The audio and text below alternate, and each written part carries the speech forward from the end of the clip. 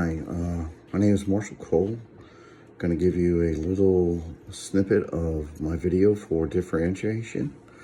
Some of the things I think about are currently, I know I'm pursuing a master's in technology and curriculum.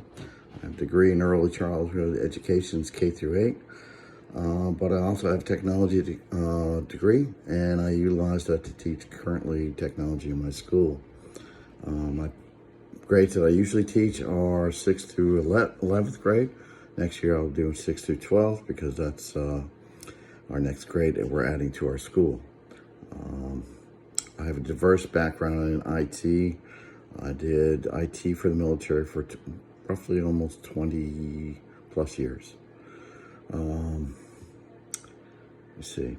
My current job also, even though I'm an IT teacher, I work with our curriculum manager for all our subjects, every grade. And technology-wise, I'm always there to test and proof it and see what kind of resources it's going to be for us and how effective it's going to be for us. You know, in other words, is it worth purchasing for our school and making a relatively yes/no to whatever we're trying to look at, and make the best choice based on how well it works, how well it performs. Do we need other things to make that technology work within our class, and to make it as an easy transition as possible. Now, when I try to answer some of the other questions, some of the things I thought about were differentiation. On the basic level, I think that teaching in itself, we change the lessons based on the learning needs of any students or even a group of students.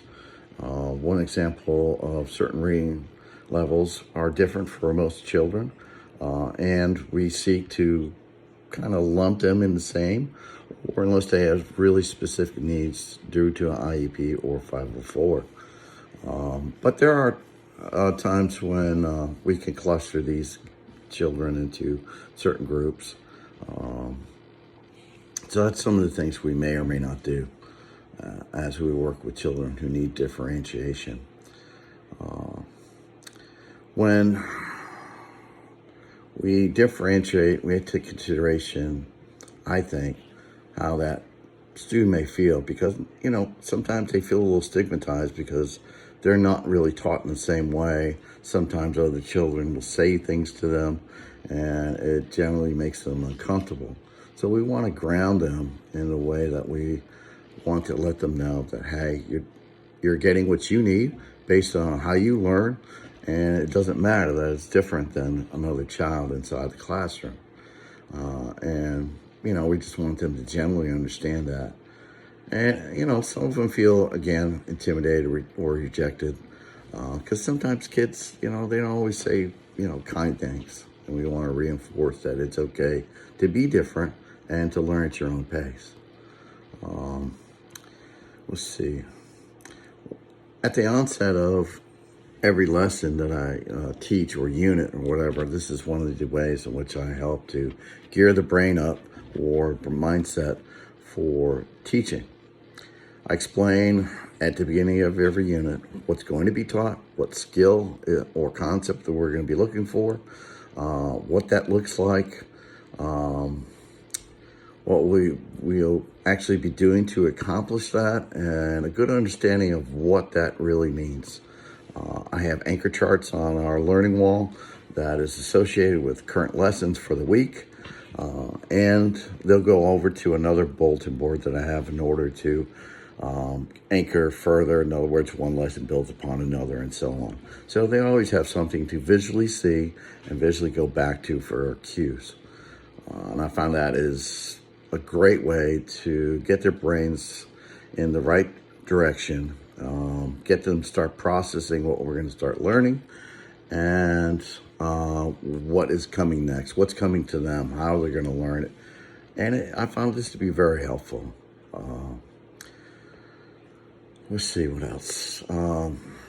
I feel that truly this means that those students will be better prepared and ready to learn, because they won't be jumping in, so to speak, it's cold feet.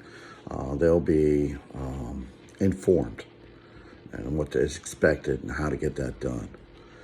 I even go as far as another thought process is to, I outline the day, the whole entire day, when the child gets into the room for the first part of the day, what do they have to do, whether it's silently reading or there's some paperwork to be done, homework to be turned in, and it outlines every step of the day from hour to hour, or even half hour to half hour, depending on if they've got connections to go to, or whether or not it's time for lunch or recess time. They know it's explicitly what's going to happen every day, so they are grounded to a routine with the expectation of what is going to happen and what they need to prepare for and get ready for at each timeline. And I found that's a very good way to, again, ground them and make them into a routine that is always expected, and they always are on top of things because they know what's coming next. Let's see. Another thought process when it comes to engaging a student, I like to engage them, like say they're a poor reader, I like to engage them with differentiation that will be lined up for them to hit reading goals. Together we'll work on a partnership, and I even go as far as to working with parents in order to further that partnership so that we have a big family as it is, working together in order to help that student do better. We set up together and agree upon weekly goals, bi-weekly goals, and monthly goals.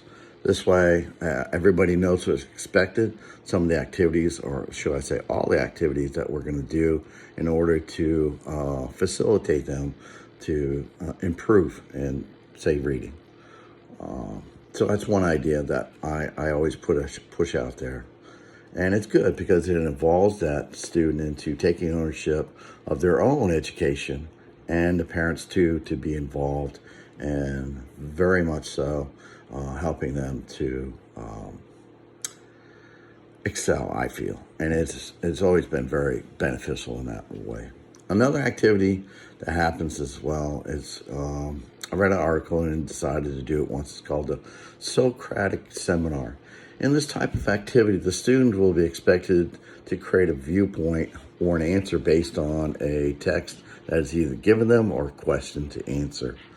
I lumped them or the students into groups that are at their own learning levels so that they can sit there, ponder their thought process, and they can write down their answer or whatever they decide they think that may mean to the text or to the answer, and then they'll begin to share it with the group, and they'll be able to discuss it.